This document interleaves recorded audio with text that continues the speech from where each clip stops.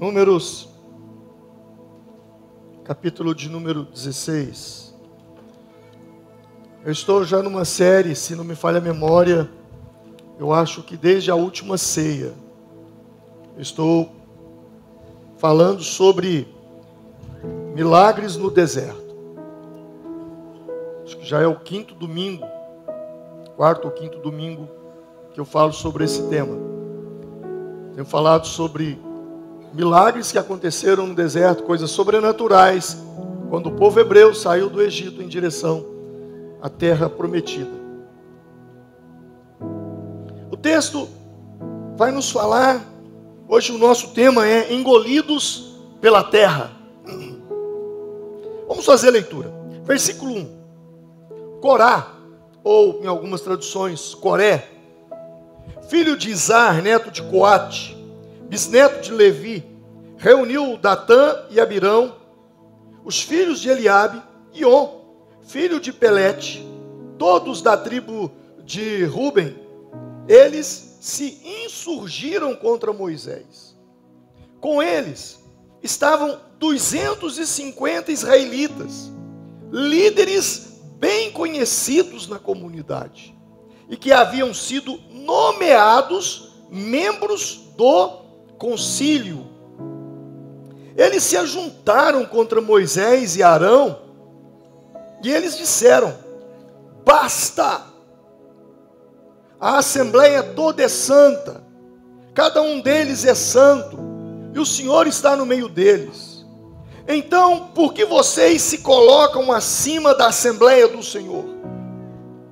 Quando ouviu isso, Moisés prostrou-se com o rosto em terra.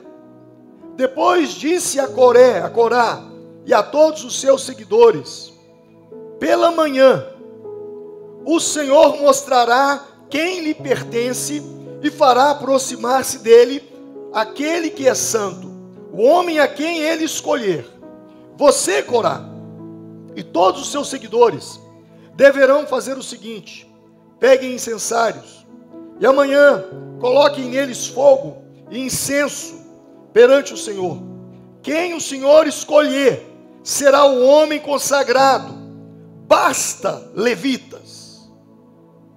Moisés disse, porém, a Corá: agora ouçam-me, levitas.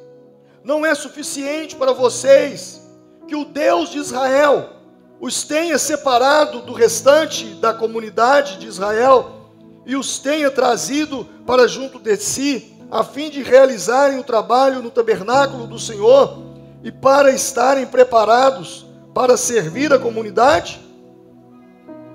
Ele trouxe você e todos os seus irmãos levitas para junto dele, e agora vocês também querem o sacerdócio? É contra o Senhor que você e todos os seus seguidores se ajuntaram. Quem é Arão para que se queixem contra ele? Então Moisés mandou chamar Datã, Abirão, filhos de Eliabe, mas eles disseram: nós não iremos. Não basta a você nos ter tirado de uma terra de onde há leite e mel com fartura para matar-nos do deserto? E ainda quer se fazer chefe sobre nós? Versículo 19. Quando Corá reuniu todos os seguidores à entrada da tenda do encontro, incitando-os contra Moisés e Arão, a glória do Senhor apareceu sobre toda a comunidade. E o Senhor disse a Moisés e a Arão: afastem-se dessa comunidade, para que eu acabe com eles imediatamente. Mas Moisés e Arão prostraram-se com o rosto em terra e disseram: ó Deus que a todos dá vida, ficarás tu irado contra toda a comunidade, quando um só homem pecou? Então o Senhor disse a Moisés: diga à comunidade que se afaste das tendas de Corá, Datã e Abirão. Moisés levantou-se e foi para onde estava Datã e Abirão, e as autoridades de Israel o seguiram. Ele advertiu a comunidade: afastem-se das tendas desses ímpios, não toquem em nada do que pertence a eles, senão vocês serão eliminados por causa dos pecados deles. Eles se afastaram das tendas de Corá, Datã e Abirão. Datã e Abirão tinham saído e estavam em pé à entrada de suas tendas, junto com suas mulheres, seus filhos e suas crianças pequenas.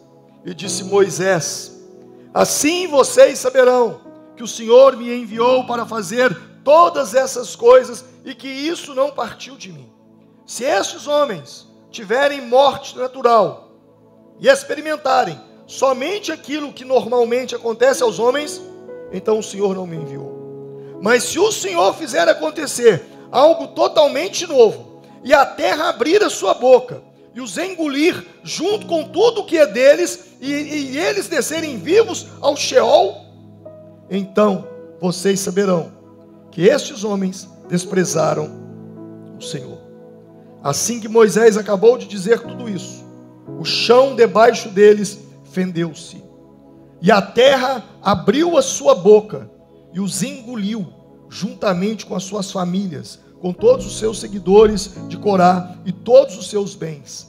Desceram vivos à sepultura, com tudo o que possuíam.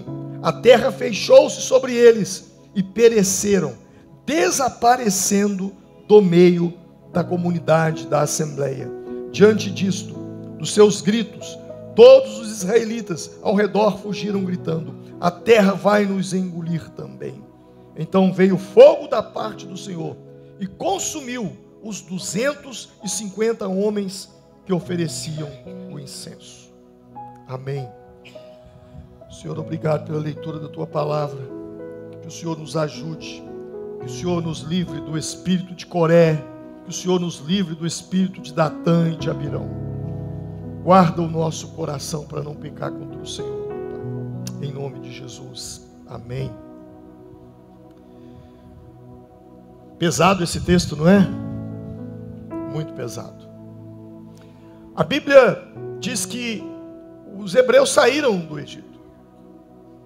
E quando saíram, Moisés então foi recebendo palavras de Deus e se organizando. E Deus deu uma palavra para Moisés: que ele separasse a tribo de Levi. E que dentre a tribo de Levi sairiam os sacerdotes. E então, o próprio Deus fez um milagre tremendo, fazendo que a vara de Arão florescesse. E Moisés perguntou: quem vai ser o sacerdote? Deus falou: aquele que a vara florescer. E o cajado, a vara de Arão, floresceu. Arão então foi consagrado o sacerdote. Só que alguns levitas, Coré, Datã, Abirão, esses homens se levantaram contra Moisés e começaram a falar: quem você está pensando que é? Já não basta ter nos tirado de onde nós estávamos para nos fazer perecer no deserto? Basta. Por que você chamou Arão? Arão não pode ser o nosso sacerdote? E começaram uma murmuração, e começaram uma fofoca, tanta confusão no meio dos hebreus. E Moisés então falou: olha, então tudo bem, vai ter um desafio. Se vocês morrerem de morte natural, eu não sou homem de Deus. Mas se eu sou homem de Deus, e se Deus me chamou e me colocou onde colocou, e colocou Arão onde colocou, a terra vai se abrir e vai engolir vocês.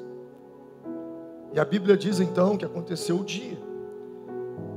Moisés clamou a Deus, e Deus falou para Moisés: Moisés, eu vou destruir todo mundo, eu vou acabar com tudo agora. Já não basta esse povo que eu tirei do Egito, libertei do Egito, tudo que eles viram, e eles se rebelando contra mim. Cada hora é uma coisa que eles aprontavam contra Deus. Deus falou: eu vou acabar com tudo. E Moisés então se colocou diante do Senhor, e ele orou insistentemente ao Senhor. Ele disse: ó Deus, versículo 22, Deus que a todos dá a vida, ficarás tu irado contra toda a comunidade, quando um só pecou? Deus só vai destruir todo mundo por causa de um? Foi então que Deus falou com ele: manda todo mundo então se afastar da tenda de Corá, de Datã e Abirão. E naquele momento a terra se abriu. Imagina um terremoto e abrindo-se uma grande fenda e foi engolindo todas aquelas pessoas. E depois aquilo se fechou. Talvez a ciência poderia falar que foi um movimento das placas tectônicas, né? Acho que é isso mesmo, né? Eles falam que tem os abalos sísmicos, mas o fato é que a terra engoliu aquele povo. E essa passagem, ela tem muito a nos ensinar. Eu preciso aprender muito com essa passagem. Aliás, desde o início da minha fé, essa foi uma das passagens que mais falou comigo e me alertou para que eu tomasse cuidado na minha vida cristã. Quem era Coré ou Corá? Corá era levita. Ele era separado por Deus. A tribo dele foi escolhida para ministrar na casa do Senhor, no tabernáculo do Senhor e posteriormente no templo. Ele era uma pessoa que trabalhava para Deus. Embora ele fosse levita, ele não era sacerdote. E é aí que morava o perigo. Porque veio nele uma vontade de ser sacerdote. Bom, eu já sou levita, então eu também posso ser sacerdote. E isso lhe subiu a cabeça. Provavelmente, quando ele via Arão passando com as pedras, com aquele peitoral sacerdotal que a Bíblia mostra, as pedras Urim e Tumim, e o sacerdote vindo com aquele incenso, porque quando o sacerdote vinha, irmãos, de longe você já sabia, porque você sentia o cheiro do incenso, e o cheiro já dizia: o sacerdote está vindo. Talvez ao ver aquilo, lhe subiu a cabeça: eu também preciso ser sacerdote, eu quero ser sacerdote. Embora ele fosse levita, ele não era um sacerdote, e ele então começou a lutar por isso. Mas ele não foi chamado para ser, ele não foi escolhido para ser. Uma das maiores dádivas da vida, e isso vai lhe poupar muita dor de cabeça, é você saber quem você é. E mais poderoso ainda, é você saber quem você não é. Aprenda isso. Uma coisa vai te ajudar muito: saber quem eu sou. Isso é identidade, eu sei quem eu sou. Mas identidade também é saber quem eu não sou. Isso é poderoso.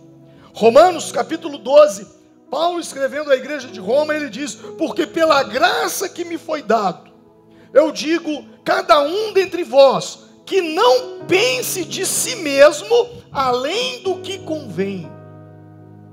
Antes, pense com moderação, com a medida da fé que Deus repartiu a cada um. Eu vou repetir: não pense de si mesmo. Repita comigo: não pense de si mesmo além do que convém. Você entendeu esse texto?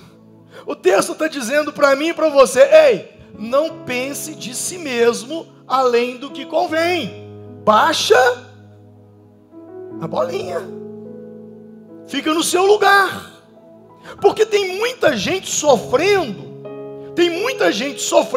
porque pensa de si mesmo além do que convém. Tem gente que vê a vida dos outros e diz: eu também quero essa vida. Aí vê o cara lá, final de semana, Furnas, jet ski, não sei o que e tal. E aí ele pensa de si mesmo além do que convém. E aí ele começa a fazer dívida para comprar o jet ski, para comprar o barco, para comprar a casa, para comprar não sei o quê. Daí a pouco está todo endividado, arruinado, porque ele tentou bancar um padrão de vida que ele não tinha condição. Eu não estou falando que é errado você ter isso, amém? Eu estou falando que é errado você pensar de si mesmo além do que convém. A Bíblia, o tempo todo, ela trabalha a nossa autoestima. Toda vez que Deus quis fazer algo na vida de um homem, Deus levanta a autoestima desse homem. Por exemplo, quando Deus visita Gideão, Deus diz para ele, o anjo diz: o Senhor é contigo, varão valoroso. Gideão estava lá embaixo.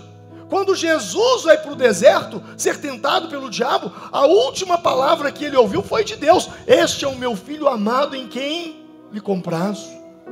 Então Deus quer levantar a nossa autoestima, mas só que tem gente que tem autoestima alta demais. Quem está entendendo? E pensa que é aquilo que ele não é. Então saber quem você é ótimo, é identidade, eu sei quem eu sou.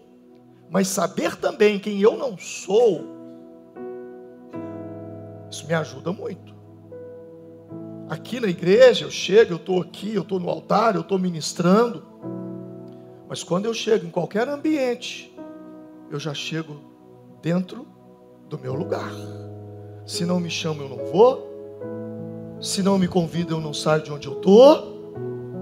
Porque eu reconheço quem eu sou. E reconheço ali, quem ali eu não sou. Só que tem gente que, porque subiu um pouquinho, acha que pode pisar nos outros. Acha que pode humilhar os outros. Acha que está sendo injustiçado. Eu estou sendo injustiçado. Eu devia ser sacerdote, afinal de contas, eu sou da tribo de Levi. Foi o que aconteceu com Coré. Ele pensou além. Ele pensou além do que o Paulo está dizendo. Além do que convém. A primeira vez que Coré aparece na Bíblia, ou Corá, é Êxodo capítulo 6. E você vai ver pela genealogia que ele era primo de Moisés. Ele era descendente de Coate. Mas até ali, em Êxodo 6, ele era uma pessoa comum.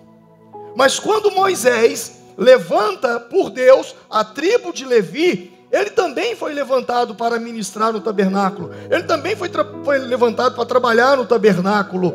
Ele foi. Só que ali começa a ruína dele. Porque ele não era ninguém. Os levitas eram como as demais tribos de Israel.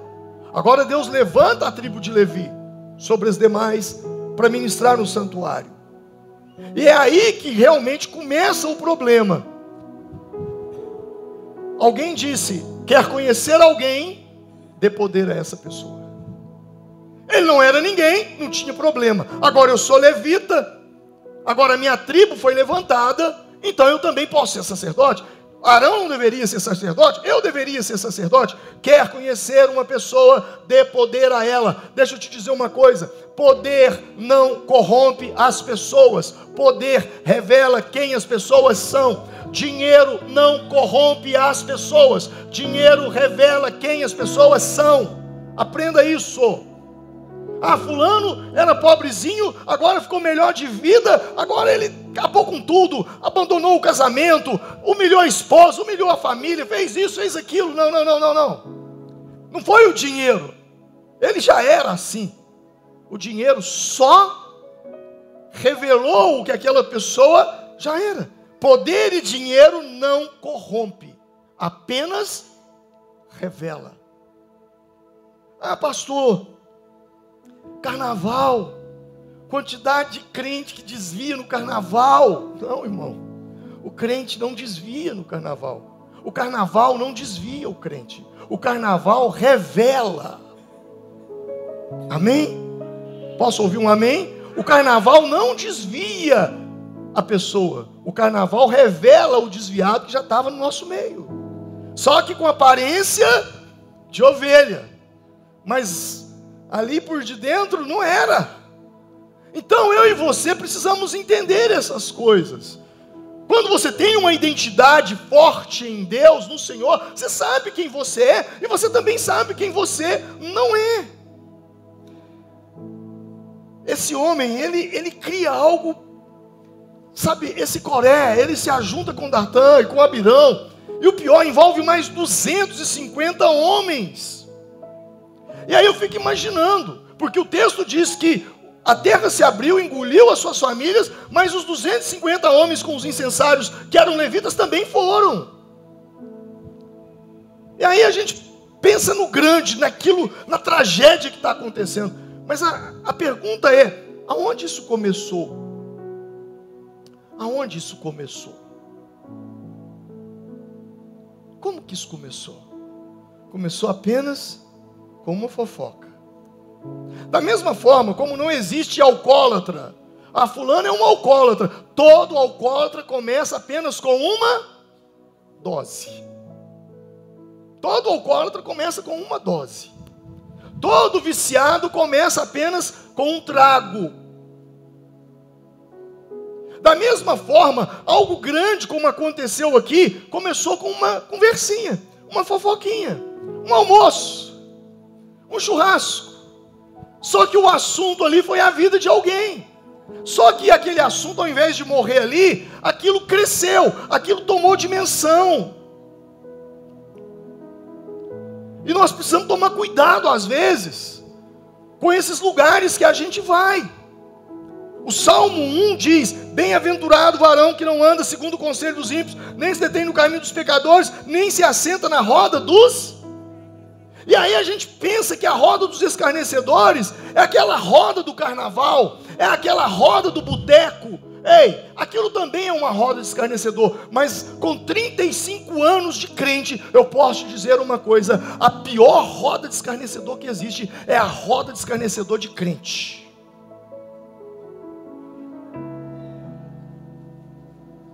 Que junta para criticar, para falar mal, para deturpar, como Coré, Datã e Abirão. Gálatas capítulo 5, versículo 9 diz: um pouco de fermento leveda toda massa. Irmãos, quando eu me converti, eu tinha alguns amigos. E eles me ensinaram a Bíblia, eles me mostraram a Bíblia, eles me ajudaram na Bíblia. E aí eu comecei a conhecer a Bíblia. Só que não demorou muito tempo para eu entender que, da mesma forma que eles falavam de Deus, eles também usavam a própria língua para falar mal de todo mundo. Igreja nenhuma prestava, pastor nenhum prestava, ministério de louvor nenhum prestava, obreiro nenhum prestava. E eu entrei naquilo. E comecei a ficar igualzinho a eles, falando mal de todo mundo. Um dia eu estava orando. O Senhor falou claramente comigo: eu tenho um propósito com a sua vida. Mas para eu fazer o que eu tenho que fazer com você, você precisa se afastar dessas pessoas. Eu não estou falando de gente ímpia. Eu não estou falando de gente que dá mau testemunho. Eu não estou falando de crente meia boca. Não. Eu estou falando de gente que lia a Bíblia, que orava, mas não conseguia controlar a língua. E com 20 anos de idade, eu comecei a me afastar. Com 21 eu mudei de formiga, e rompeu tudo. Mas eu fico pensando, se eu tivesse continuado no meio daquele bolinho, Deus não teria feito o que Ele fez na minha vida. Cuidado com quem você anda. Um pouco de fermento leveda toda a massa. É o que a Bíblia diz. O fermento, ele não precisa de grande quantidade para agir. Ele precisa de tempo. Diga comigo, o fermento não precisa de grande quantidade. O fermento precisa de tempo. Você entendeu? Não precisa ser grande. Pouco fermento. Mas com o tempo ele vai fermentar a massa. O que destrói a fé, o que destrói o casamento, o que destrói a vida espiritual de uma pessoa, não é algo grande. Ninguém, aqueles homens que eram levitas, que ministravam na casa do Senhor, aqueles homens que deveriam dar o seu exemplo, eles tiveram a vida deles destruídas. E aconteceu que, acabando ele de falar todas essas palavras, número 16, 31, a terra abriu a sua boca e os tragou com as suas casas, como também todos os homens que pertenciam ali a Coré, e a todos os seus bens, e eles e tudo que pertencia, desceram vivos à cova, e a terra os cobriu, e pereceram no meio da congregação. Depois vai dizer que fogo saiu de Deus, consumiu 250 homens. E como se isso não bastasse, depois que aquilo aconteceu, as pessoas se revoltaram contra Moisés, ao invés de abrandar a situação. Não, mas eles eram levitas, eles ministravam na igreja, eles ministravam no tabernáculo, eles estavam ali. Sabe o que aconteceu? Aí Deus não resistiu àquilo, mandou uma praga. E a Bíblia diz, em Números 16:49, e morreram daquela praga, quantos? 14.600. Por causa de quem? Por causa de quem? Por causa de quem? Coré. E tudo começou com o quê? Uma fofoca. Uma fofoca. Olha o estrago que isso aconteceu. Olha o estrago que isso provocou. 14.700 pessoas morreram. Nós que somos cristãos, homens e mulheres de Deus, nós devemos tomar muito cuidado com a nossa vida, porque a nossa atitude fala, o nosso exemplo fala, e isso pode destruir a fé das pessoas. Irmão, vai lá na penitenciária. Se lá na penitenciária tiver aproximadamente lá 1.000 presos, ouça o que eu vou te dizer. Se lá tiver 1.000 presos, dos 1.000, a maioria deles tem nomes bíblicos. Natã, Samuel, Ezequiel, Isaías, Jeremias. Observe. Quando você vê, às vezes a polícia prende que é a confusão, é o procurado, não sei o quê, aí você vê os nomes bíblicos, você fala, cara, o pai desse cara era crente, porque esse nome aí não tem jeito de não botar nesse cara se não for crente. E aí a gente fica perguntando, agora, como que um filho de crente se torna um bandido? Como? Como é que um filho de crente foi parar na cadeia? É a mesma pergunta. Como é que um levita foi engolido pela terra? Qualquer um podia ter sido engolido pela terra. Qualquer, da tribo de Dan, da tribo de Efraim, da tribo de Manassés. Qualquer um. Mas Levi, a tribo dos levitas, dos que servem na casa de Deus, como? É a mesma pergunta, é a mesma resposta. E aí a gente pergunta, o que levou esses meninos que foram criados na igreja se desviarem dos caminhos do Senhor? E aí o diabo não perde tempo, irmão. Ouça o que eu vou te dizer. Um filho de uma pessoa normal, o diabo pega ele. Mas o filho de um crente, quando desvia, o diabo pega ele pra valer. E quanto mais crente você é, mais ele pega pra valer. Parece que é 7 demônios ali no mínimo pra agir. E aí a gente pergunta, pastor, como é que começa uma coisa dessa? É simples. Um pouco de fermento. O que a Bíblia diz? Leveda toda a massa. Sabe aquela conversinha na hora do almoço? Ah, mas aquele líder de célula, eu não dou conta daquele líder de célula. Pelo amor de Deus, eu não concordo com aquilo. E não sei o quê. E aí vocês estão falando do líder de célula. E vocês estão detonando o líder de célula. Só que o seu filho está do lado. Só que você é hipócrita. Porque depois, no outro dia, você encontra com o líder de célula. Oh, meu irmão. Oh, minha irmã. E o menino está ali. Ué, mas... lá na minha escolinha, quando alguém fala alguma coisa, eu brigo com o menino lá. Agora aqui, eles falam mal e abraçam. Lá na mesa de café, você está falando mal do obreiro, da igreja. Você está criticando o pastor da igreja. Você está criticando a igreja. E esse menino, ele cresce em 2 ambientes. Um ambiente onde ele aprende de Deus dentro da igreja. E um ambiente onde ele aprende a criticar aquilo que ele aprendeu. Não, porque aquelas tias lá do Kids, que cuida das crianças lá da igreja, e começa a detonar irmão, que estão ali trabalhando ali com os seus filhos. Enquanto você está aqui, eles estão ministrando para os seus filhos. E de repente, quando você chega em casa, você vai falar mal para os seus filhos, para a sua esposa, daqueles irmãos que estavam lá com eles. Talvez isso para o hipócrita é normal, mas a criança é pura. Ela não entende isso. E é por isso que a gente vê muitos meninos, quando chegam na idade, eles não querem mais saber do evangelho. Quando eles têm que fazer a escolha deles, eles dizem, eu ser da igreja hipócrita do meu pai e da minha mãe? Não vou mexer com isso não. Um conselho para aqueles que tem hábito de resolver as coisas gritando dentro de casa.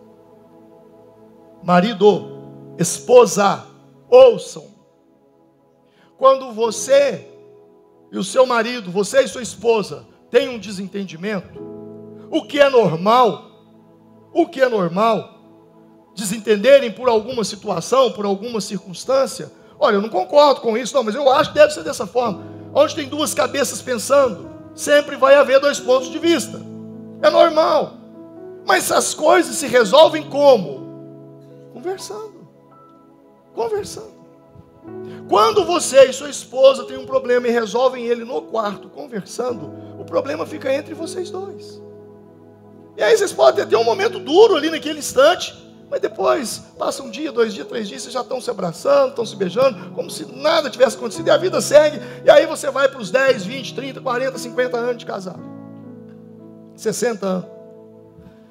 Porém, quando vocês, no quarto, alteram o tom de voz, e a voz sai do quarto, agora já não é um problema de vocês dois mais. Agora é um problema de vocês dois, e a voz vai para a sala, é um problema de vocês dois, e um problema dos seus filhos, porque eles ouviram. E se vocês têm o hábito de resolver as coisas gritando um com o outro, agora a voz já não está mais dentro do quarto, agora a voz já não está mais dentro da sala, agora a voz passou as paredes, chegou na casa do vizinho. Os gritos de briga. Agora já não é mais problema seu, do seu marido, não é problema mais dos seus filhos, agora você envolveu quem? O vizinho, porque a partir do momento que os gritos chegam na casa do vizinho, o vizinho está envolvido. E aí o vizinho vai para o boteco. Chega lá no boteco, vem um crente passando com a Bíblia na mão, eu estou vendo que é crente ali, estou lembrando dos meus vizinhos que é crente, lá da vala lá do pastor Alvim. Ó, lá na igreja é santo, aqui na casa deles é o Santanás. E agora o problema que era seu, do seu marido, que passou para os seus filhos, que passou para o seu vizinho, agora também é um problema do boteco. Você está entendendo a dimensão da coisa? Ou eu estou exagerando? Estou exagerando? Ou é assim mesmo? E aí lá no boteco, o cara conhece alguém da igreja. E aí ele vai falando, ó, fulano falou lá no boteco, que lá na casa de fulano, eu não sei o que. Então eu estou mostrando isso, porque às vezes ninguém te mostrou isso. Ninguém te mostrou isso. Olha só como que, passou como que um probleminha do Datã e Abirão, a coisa foi parar lá do outro lado e aconteceu toda essa tragédia. Da mesma forma, um problema que você e seu marido poderiam resolver numa conversa, agora vocês envolveram um monte de gente. E aí chegou no crente da igreja, o crente da igreja vem no pastor, pronto, já me envolveu na encrenca. Aí você é ministro na igreja, a gente tem que chegar para você e falar, meu irmão, como é que você vai cantar na igreja desse jeito? Você é obreiro, como é que você vai ser obreiro na igreja desse jeito? Você é líder de célula, como é que você vai ser líder de célula desse jeito na igreja? Seu testemunho não bate. Eu estou completando, acho que nós fizemos 34 anos bem de casado. Vamos fazer 35 anos de casado. Meus filhos nunca ouviram um grito dentro de casa. Está humilde comigo? Ou digo com ela? Se eles gritam no casamento deles, eles aprenderam isso em outro lugar. Lá em casa não. Tivemos problemas? Tivemos. Tivemos conversas difíceis, dificílimas, ao longo desses 35 anos. Mas nada, absolutamente nada, que nós pudéssemos nos enquadrar. Não deis lugar ao diabo. Não se põe o sol sobre a vossa ira. Então, às vezes, a gente não vigia, a gente não pensa, a gente não imagina. E Coré, ele foi entusiasmado, ele na busca de cargo, né? Porque o versículo 11 diz que ele foi confrontar Moisés sobre Arão. Olha aí, versículo 11, ele diz o seguinte: e contra o Senhor que vocês e todos os seus seguidores se juntaram. Quem é Arão para que se queixem contra ele? Quem que vocês estão pensando que vocês são? Esse é o problema da soberba, porque a soberba, a arrogância, ela causa uma cegueira. Ela te faz você pensar o que você não é. E foi assim com Lúcifer. Quando Isaías, capítulo de número 14, vai nos falar da queda do anjo de luz, o diabo, olha o que o texto diz, olha o que Satanás, antes anjo, querubim, Ezequiel 28 fala que ele era um querubim, olha o que ele dizia, e tu dizias no teu coração, eu subirei ao céu, acima das estrelas de Deus exaltarei o meu trono, e no monte da congregação me assentarei aos lados do norte, subirei acima das mais altas nuvens, e serei o quê? Semelhante ao Altíssimo. A soberba, ela causa uma cegueira. Lúcifer caiu nisso, Coré, Datã e Abirão caíram nisso. Eles estavam tão cegos pela soberba, que eles, como diz os adolescentes, eles se acharam. Eles se acharam. Jesus, ele disse que a árvore se conhece pelo fruto. E qual era o fruto de Moisés? Uma sarça ardente no deserto? Um cajado jogado no chão e transformando numa cobra, segura a cauda da cobra, vira um cajado de novo, coloca a mão no peito, a mão sai leprosa, põe a mão novamente, a mão sai curada. 10 pragas no Egito. Esses são os frutos de Moisés. Mar vermelho se abrindo, mar vermelho se fechando para toda a comunidade passar. Coluna de fogo durante a noite, nuvem de glória durante o dia. Maná caindo do céu, água saindo da rocha, mas o Coré queria, o Coré se achava. Você está vendo como é que é? Cega as pessoas. A soberba, ela cega as pessoas não veem. A bem da verdade, soberba é igual mau hálito, soberba é igual chulé. Todo mundo sabe que você tem, só você que não.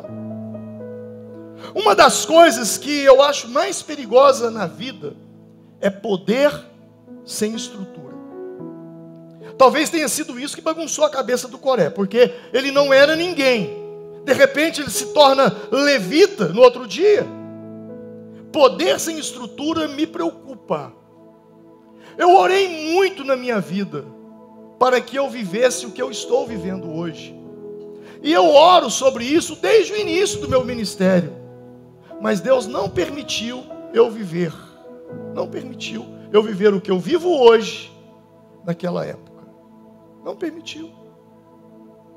E eu fico imaginando se tudo que eu vivo hoje tivesse acontecido comigo com 21 anos de idade. Eu teria metido os pés pelas mãos. Porque eu teria poder sem estrutura. Estrutura aqui dentro. Estrutura de homem, maturidade de homem. Eu estava, essa semana mesmo, alguém entrou em contato comigo, a gente conversando. Eu falei, olha, eu não consigo, porque mês de junho minha agenda está bem cheia. Eu tenho que atender o Cezinha. E aí o Felipe Valadão entra em contato comigo para eu estar ministrando na Lagoinha, Niterói. Eu falei, olha, eu tenho que ver, eu não posso abrir mão do domingo, eu preciso estar na minha igreja. Mas isso aos 55 anos. Se eu tivesse o que eu tenho hoje, de nome, porque na verdade tudo que eu tenho também é nome. E tudo que você tem na vida é nome. Meu pai me ensinou isso. Eu lembro de um dia que eu aprontei uma coisa muito feia na minha casa. Eu tinha 7 anos, meu pai exagerou na dose. Meu pai me deu uma surra com um fio de luz, de ficar tudo riscado. Me amarrou e me deu um banho de água de sal.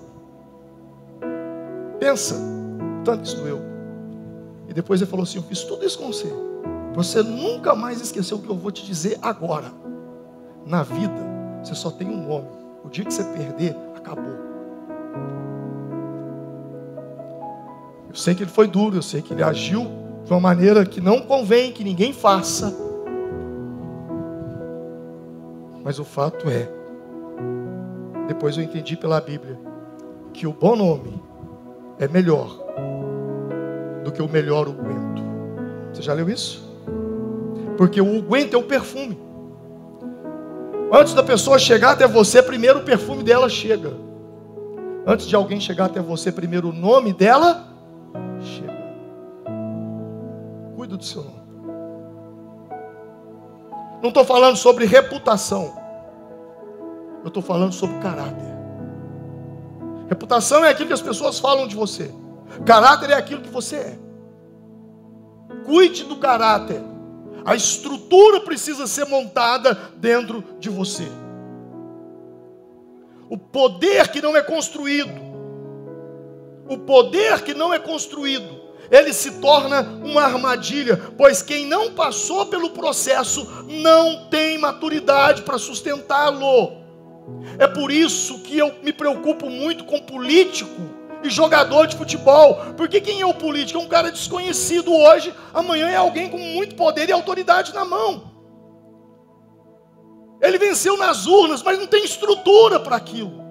E o jogador de futebol, ninguém conhece, é um menino.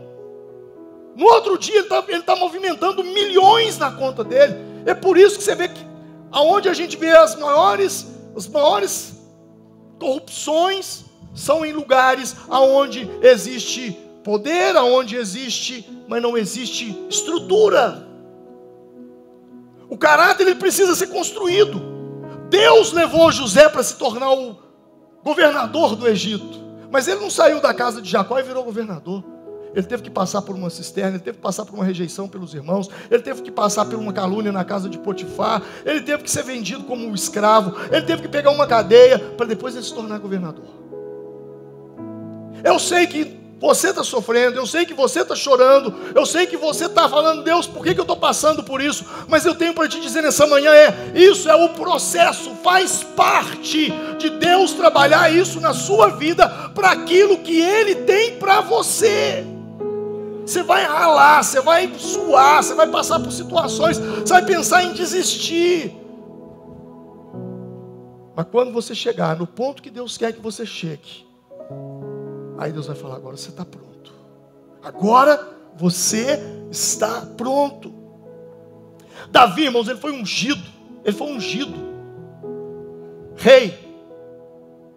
Sabe quantos anos entre a unção de Samuel e o assentar no trono e receber a coroa? Sabe quantos anos? 14 anos. Ele não foi ungido hoje e tornou rei no outro dia, não. Foram 14 anos de perseguição de Saul e Deus trabalhando o caráter e forjando Davi a ser o homem que ele se tornou. Jesus começou o seu ministério com quase 30 anos de idade. A Bíblia diz isso em 1 Timóteo capítulo 3, versículo 6. Paulo escrevendo a Timóteo sobre a consagração de obreiros, especificamente diáconos, ele fala assim: não consagre um neófito, para que ensoberbecendo-se não caia na condenação do diabo. Você sabe o que é um neófito? O que é um neófito?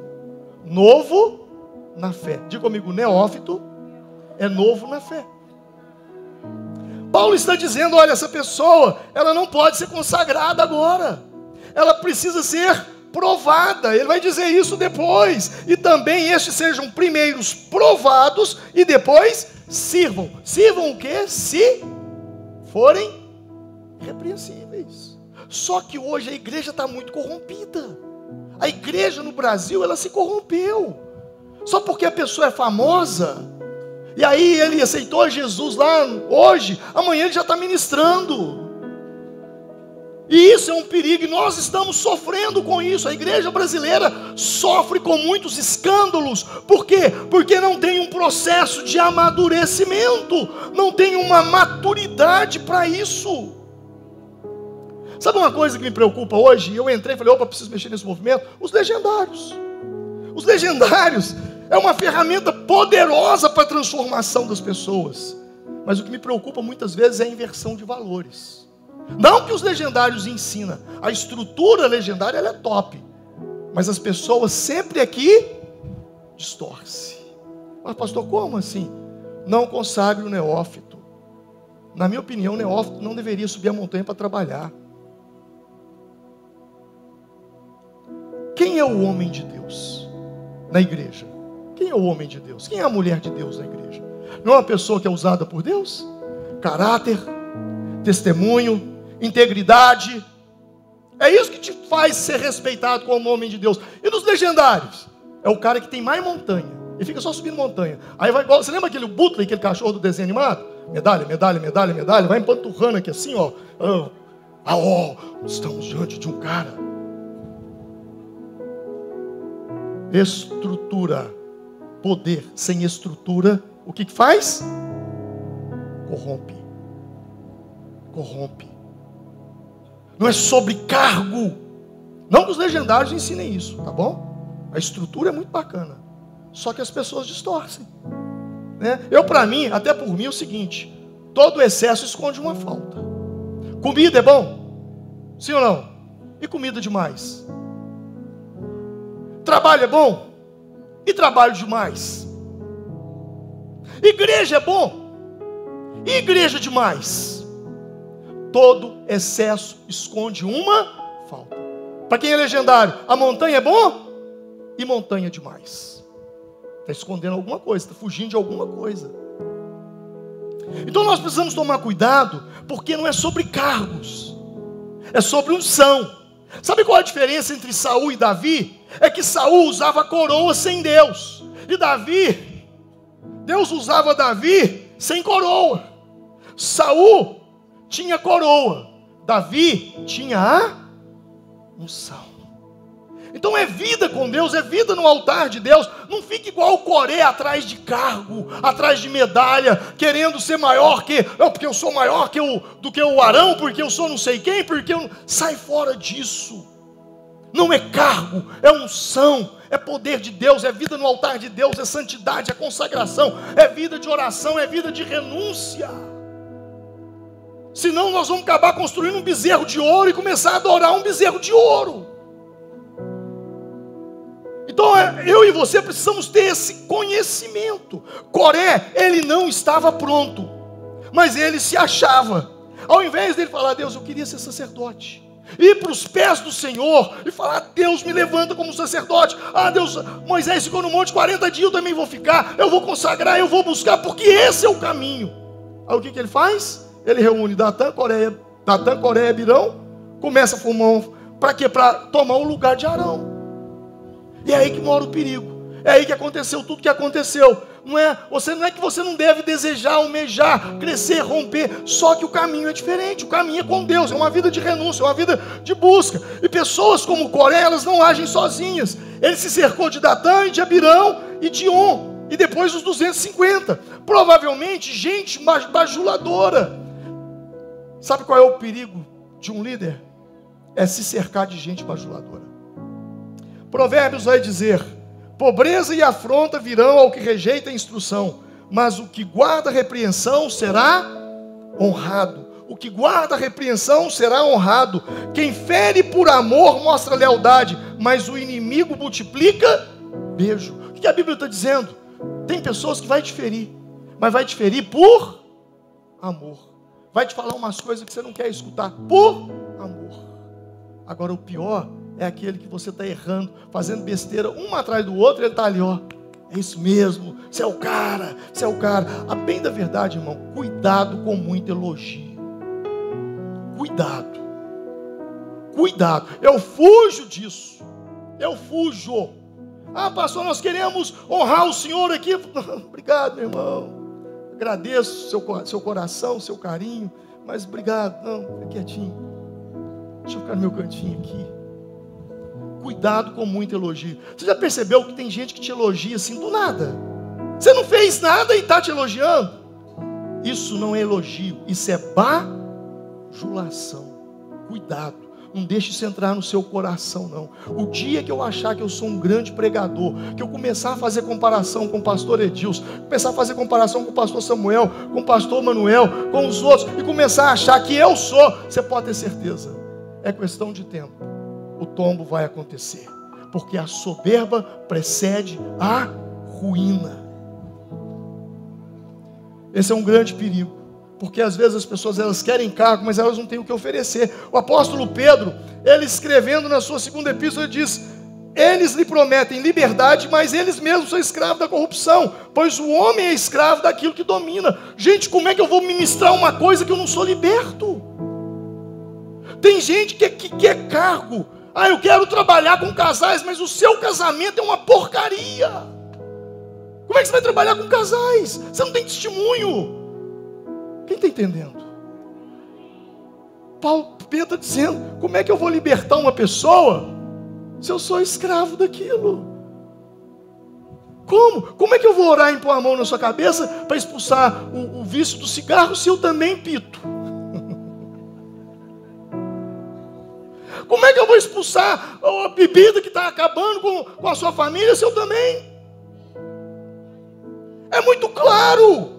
Eles lhe prometem liberdade, mas eles mesmos são escravos da corrupção, pois o homem é escravo daquilo que o domina. É 2 e 2. Deixa eu te contar um caso. Pastor Manuel lembra disso. Me chamaram para orar para 2 homens que moravam, eles eram irmãos, não sei. Você lembra desse caso? Lá das antigas. E eu fui. E o irmão, não, pastor, porque o senhor tem que ir lá, porque ele vai orar. E são muito idólatras e não sei o quê. E o irmão, e vai eu e o irmão. Então tá, irmão, vou lá com você. Chegamos lá, abri a Bíblia, rainha dos céus, não sei o quê, e Bíblia nesse povo, e eles debatendo. Acabou que o povo não converteu nada. Falei, então agora eu vou fazer uma oração, e Deus vai mandar fogo nesse lugar aqui agora, e o poder de Deus vai cair aqui. Falei, meu Deus, agora esses caras vão cair endemoniados. E eu oro naquela fé e tal, naquele fervor. Quando eu olho, aquele barulhão que eu olho, sabe quem caiu? O crente que estava do meu lado. Eu tive que expulsar o demônio do crente. Eu não sabia onde é que eu enfiava a cara de vergonha. Sai, demônio. Irmão, vamos embora agora. Vamos embora. Promete liberdade, sendo ele escravo. Tem gente pregando libertação e ele mesmo não é liberto. Por isso que eu sou chato. Muito chato. Eu não deixo qualquer um botar a mão na minha cabeça. Mas não deixo mesmo. Eu já tirei mão de gente de cima da minha cabeça. Opa, tira para lá. Quer orar? Ora daí. Põe a mão aqui, não sou mais santo do que ninguém. Você está entendendo essa colocação? Não é sobre ser melhor do que ninguém. Mas eu não posso, mesmo porque imposição de mão, você sabe o que significa imposição de mão? Na Bíblia, quando alguém pecava, ele vinha perante o sacerdote, trazia um novilho, uma ovelha, e o sacerdote então mandava a pessoa, coloque a mão sobre o novilho. E aí o sacerdote degolava o novilho ou o cordeiro. O ato da pessoa impor a mão é transferência. Então aquela pessoa transferia o pecado para o cordeiro, e o cordeiro agora morria. Por isso Jesus, quando ele vem ao mundo, João Batista diz, eis aí o cordeiro de Deus que tira o pecado do mundo. O mundo transfere o pecado para ele, o cordeiro morre. Imposição de mão é transferência. A Bíblia vai dizer isso, não imponhais a mão precipitadamente. Então eu não posso estar junto de uma pessoa, a pessoa que fica nessa situação. Quando você vai para a Bíblia em Atos capítulo 19, essa passagem é muito interessante. Alguns judeus viram Paulo expulsando demônio. E aí o que eles falaram? Assim, Paulo expulsa demônio, nós vamos expulsar demônio também. Só que eles não tinham convertido. E aí eles chegaram numa casa e botaram a mão sobre uma pessoa, e o demônio manifestou, e eles falaram assim, demônio, nós te expulsamos em nome de Jesus, a quem Paulo prega. Olha o que o texto diz. Olha só, os que estavam fazendo isso eram 7 filhos de servo, um dos sacerdotes. Um dia um espírito maligno lhes respondeu, eu conheço a Jesus, Paulo eu bem sei quem é, mas e vocês, quem são? E então o endemoniado saltou sobre eles e os dominou, espancando-os com tamanha violência que eles fugiram para casa, nus e feridos. Vida com Deus, vida espiritual, não é brincadeira. Não é brincadeira. Eu já vi gente, e vocês sabem disso, vocês são mais antigos aqui, gente que levantou o ministério de casamento nessa igreja hoje está divorciado. Porque não é uma palestra, não é uma técnicazinha.